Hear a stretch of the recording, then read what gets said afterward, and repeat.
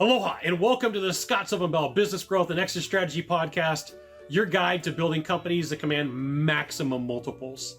I'm Sylvan Bell, author of 5 books on business strategy and sales, creator of the Sell Framework, Scale Framework, and Driver Test. I work with owners of $10 million to $250 million companies, whether you're scaling for growth or positioning for a profitable exit. Each episode breaks down one framework, strategy, or concept you can apply this week to grow revenue systematically, scale operations, and maximize enterprise value. Let's get started. Aloha and welcome to episode number 26, Reoccurring Revenue, Building Predictability Buyers Pay For. Today, I'm coming to you live from Kaneohe, Oahu, one of my favorite places on earth. And I was going to film this from the beach, but it was way too windy, way too rainy. So today you get it from indoors. Predictability is premium. This is something that you should really create as a mantra. Predictability is premium. Buyers, they don't just buy earnings, they buy future visibility. This is why they're paying you a multiple. They're buying the future earnings of your company a couple of years in advance. And so for every turn or multiple, that's how much belief they have in your company. So a 3 times multiple is saying that we believe that your credibility is 3 times out into the future. We'll pay you 3 years of earnings. Or a 15-year turn is like you've gotten to a size where it's institutional and we're willing to pay more. What you need to know is the definitions of reoccurring revenue. It could be contracts, it could be subscriptions, it could be retainers, or it's repeat revenue that doesn't require new selling effort.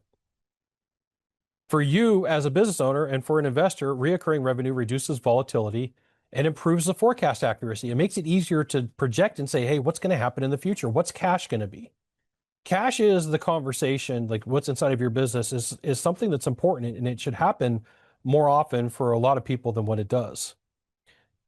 What you're going to find is the less uncertain somebody is, the higher confidence they have. And especially when it comes to Excel Eddie or Excel Edwina, who went to a prestigious school and is looking at your documentations of your accounting and your history, like they want that confidence.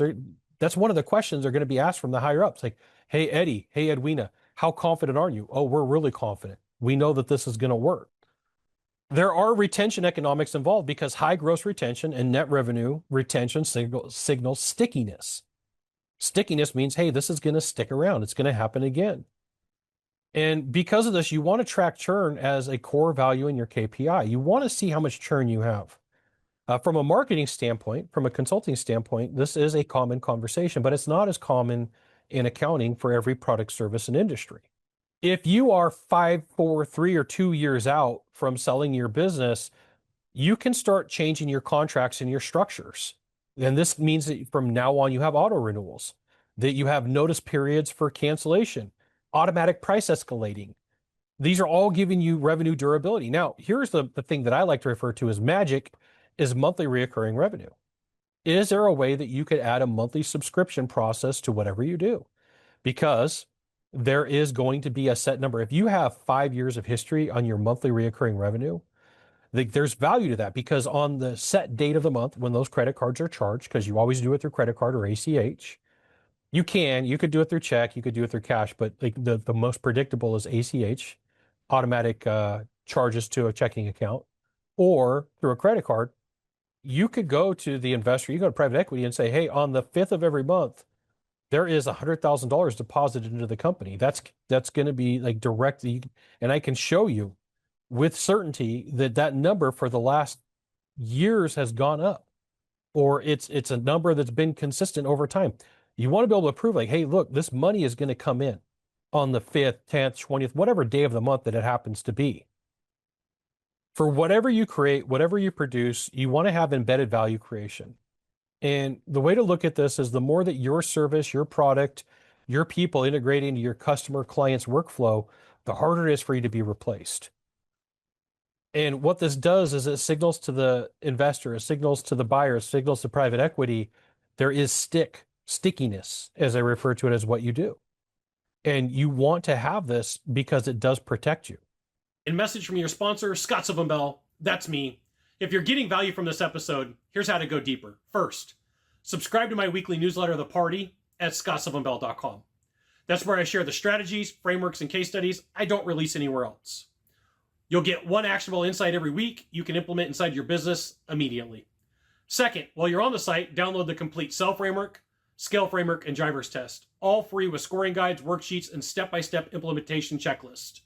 These are the same frameworks I use with $10 million to $250 million companies to build systematic revenue, scale operations, and maximize enterprise value. Go to scottsylvanbell.com right now, subscribe to the newsletter, grab the frameworks, and let's keep building companies that command maximum multiples. Let's get going. So we got to talk some math when it comes to marketing, business, and profitability. We're going to talk about customer lifetime value. The acronym for that is LTV. So if you're looking around and you say, hey, Scott, what's this LTV? It's the lifetime value of that client. So if they do business with you and you do $1,000 of service a year and they're there for 5 years, that's a $5,000 lifetime value. Now, that doesn't include profit. That just means like how much value is it to your business? That's a different formulation. So there's a ratio of LTV versus against CAC, which is client acquisition cost. And if you have high LTV that's relative to the CAC or the client acquisition cost, it signals relative, easy, scalable economics. And buyers, they analyze this closely. They look at how much you're spending on marketing. What are you getting back as a return, as a ratio? And is this scalable? Is it possible to grow this more? Because a company's not going to come in and buy and say, hey, we're going to keep everything the same. You did 5 million in revenue last year. We're going to keep it at 5 million in revenue for the next 20 years. That doesn't make sense. They want scalability. What you want to do also is you want to have revenue mix clarity. You want to break out reoccurring versus non-reoccurring revenue monthly. The blending reporting, it lowers the predictability and it signals, hey, there's not sophistication accounting going here, even though it's not super sophisticated. I'm going to give you a term called renewal discipline. You can call it whatever you want. And the way I define that is formal renewal cadence with documented touch points. So you could reduce churn. And for me, one of the most frustrating things in life is when I have a representative and the only time that I ever hear from them is 2 months before a contract is due. And they go, hey, Scott, new contract, it's time for you to have a conversation with me. I'm like, the only time you didn't ask me about cadence. Like, you don't ever call and check in on me, which makes me go, I'm going to go shop for a different vendor. You took me for granted. Now, do I do this all the time? No. But, inside of a business, you can't take that risk. You want to make sure that your reps are having contact, your business is having contact with your clients because you want them to stick around. Almost every LOI and every purchase agreement is going to have some sort of provision that says when people leave, you are dinged and dented. And the more people that leave that are clients, the more that you're going to get dinged and dented. An upsell gives you expansion revenue. So you can get growth inside of existing accounts and you can increase predictability without a concentrated risk if diversified.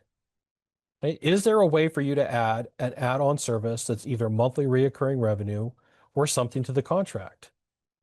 Because this is going to give you better profitability. It should. If it's not giving you better profitability, there's a problem. What you're aiming for is margin consistency. You want reoccurring revenue with stable gross margins because that's more valuable than volatile project margins. Like, you want to be able to prove like, hey, we do occasionally have some rough waters here, but for the most part, it's smooth sailing. You want Excel Eddie or Excel Edwina to go in and look at the books and be like, hey, everything is good. I don't have, there's some concerns because there always are. Very rarely are books perfect. And sometimes when books are perfect, they're scrutinized a little bit more because it's not that common. You do need to have some operational readiness inside of your business. So your systems, your CRM, your people have to support subscription building, the reporting, and even the client or customer service accountability. All of this comes into play because you want a consistent number. So if you have 1,000 people who have some sort of subscription, you want them to know that they're going to get taken care of. So that number, you're going to have churn no matter what.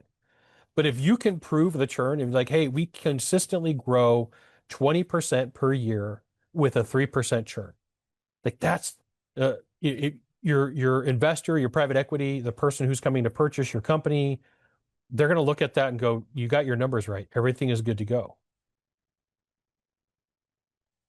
Sometimes people say, hey, Scott, like I don't really necessarily know what I can do and figure out a monthly recurring revenue or to figure out how to do something subscription based. Well, let's go over a couple of items. You can take a one-time service and turn that into a retainer. You can bundle offerings. You can do different tiers of subscription. You can partner with people. For you, What percentage of your next year's revenue is already pretty much committed and on the books? That's an important number to know. The higher the answer, the stronger your leverage, the more opportunity that you have for the maximum multiple. Mahalo for listening to the Scott Sylvan Bell Business Growth and Exit Strategy podcast. Here's what's available to you right now. First, subscribe to this podcast so you get every framework we release. Second, visit scottsylvanbell.com to access the Sell Framework, Scale Framework, and Driver Test. All free with complete scoring guides and implementation worksheets. Third, subscribe to my weekly newsletter, The Party, where I break down strategies and frameworks you won't find anywhere else with one actionable insight every week. Go to scottsylvanbell.com and enter your email. And if this episode added value, share it with another business owner building a $10 million to $250 million company. Until next time, keep building companies that command maximum multiples. Aloha.